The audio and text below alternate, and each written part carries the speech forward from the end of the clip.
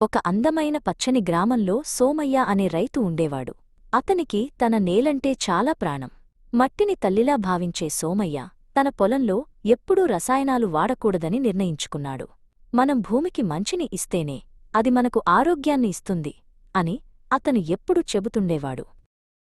సోమయ్య తన పొలానికి బలాన్ని ఇవ్వడానికి ఆవు పేడ, ఎండిన ఆకులు మరియు వేపపిండితో చేసిన సేంద్రియ ఎరువులను వాడేవాడు.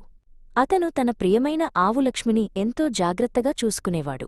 ఆ ఆవు ఇచ్చే వ్యర్థాలే తన పొలానికి అమృతమని అతను నమ్మేవాడు. అదే గ్రామంలో మంగయ్య అనే మరో రైతు ఉండేవాడు.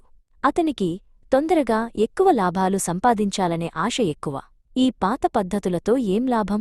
రసాయనాలు వాడితే పంటలు పటాపటా అని పెరుగుతాయి అని మంగయ్య అనుకునేవాడు. అతను మార్కెట్ నుండి రంగురంగుల ప్యాకెట్లలో ఉన్న రసాయన ఎరువులను తీసుకువచ్చాడు. మంగయ్య తన పొలంలో పురుగుల మందులను విపరీతంగా చల్లేవాడు.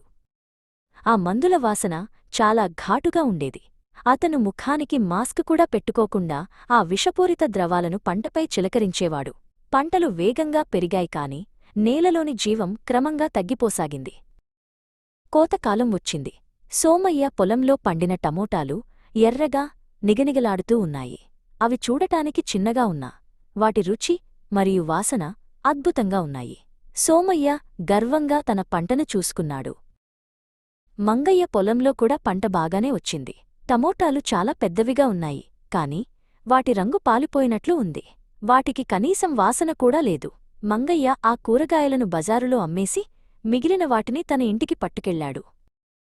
కొన్ని నెలల తర్వాత సోమయ్య మరియు అతని కూతురు అమ్ము ఎంతో ఆరోగ్యంగా, ఉత్సాహంగా ఉండేవారు.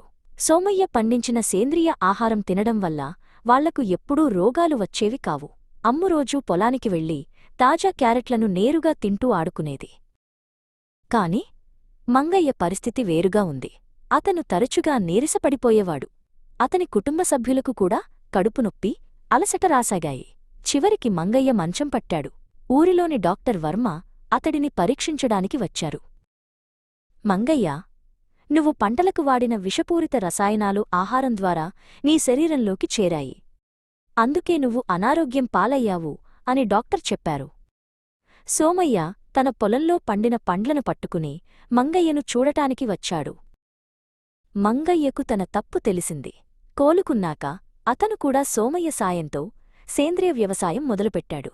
ఇప్పుడు ఆ గ్రామంలో అందరూ విషంలేని ఆహారాన్ని పండిస్తూ ఆరోగ్యంగా జీవిస్తున్నారు. మట్టిని ప్రేమిద్దాం, ఆరోగ్యాన్ని పొందుదాం అని గ్రామస్తులందరూ